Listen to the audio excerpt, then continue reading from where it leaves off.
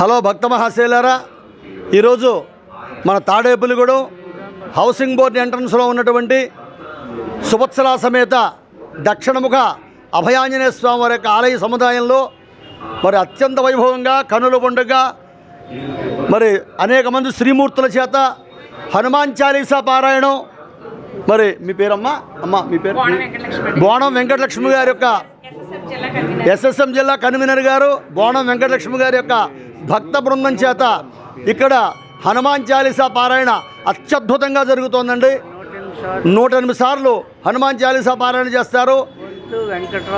బొత్తు వెంకట్రావు గారు దంపతుల చేత ఈ కార్యక్రమాన్ని నెరవేరుస్తున్నారు. మరి ఇక్కడ హనుమాన్ చాలీసా పారాయణ జరుగుతోందంటే సాక్షాత్తు ఆంజనేయ స్వామి వారు వచ్చి ఇక్కడ కూర్చున్నారు. అందులో అరటివనంలో జరుగుతోంది ఇక్కడ కార్యక్రమం.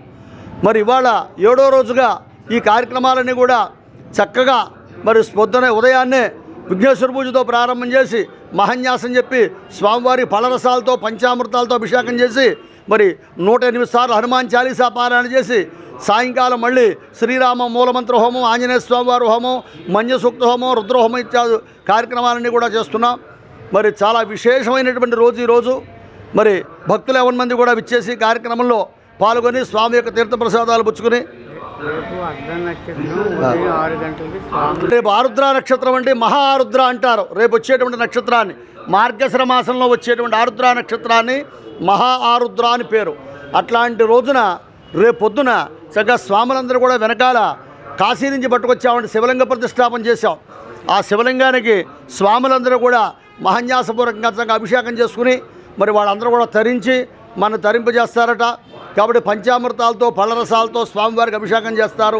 ఆరుద్ర నక్షత్రంలో బ్రాహ్మీ ముహూర్తం రోజున అభిషేకం జరుగుతుంది. కాబట్టి ఈ కార్యక్రమాన్ని కూడా భక్తులు 50 మంది కూడా తిలకించవలసిందిగా కూర్చున్నాం. మా సోదరిని మాట్లాడవలసిందిగా కూర్చున్నాం. అందరికీ నమస్కారాలండి.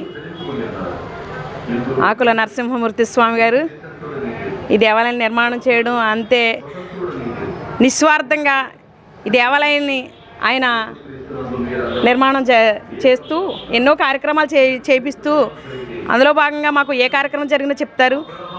ఈ నవంబరు 30వ తేదీ నుంచి మళ్ళీ శనివారం సమారాధన 15వ తారీఖు, అప్పటి వరకు కూడా 14వ తారీఖు రోజు ఎన్నో కార్యక్రమాలు ఇక్కడ అభిషేకాలు, వ్రతాలు, హనుమద్వ్రతం చాలా కార్యక్రమాలు చేశారు.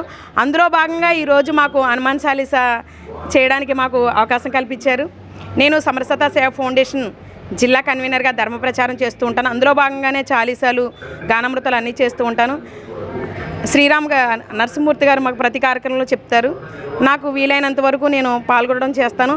ఇంత మనకి ఈ తాడేపల్లిగూడెంలో ఆంజనేయ స్వామి, అభయాంజనేయ స్వామి మనకి ఇక్కడ ఉండడం, అలాంటిది ఈ దేవాలయాన్ని ఆయన నిర్మించడం మనకి మహద్భాగ్యాన్ని నరసింహమూర్తి గారు కల్పించారు కనుక వారి కుటుంబం వారు ఆయురారోగ్యాలతో ఎంతో సంతోషంగా ఉండాలని నేను మరీ కోరి ప్రార్థిస్తున్నాను.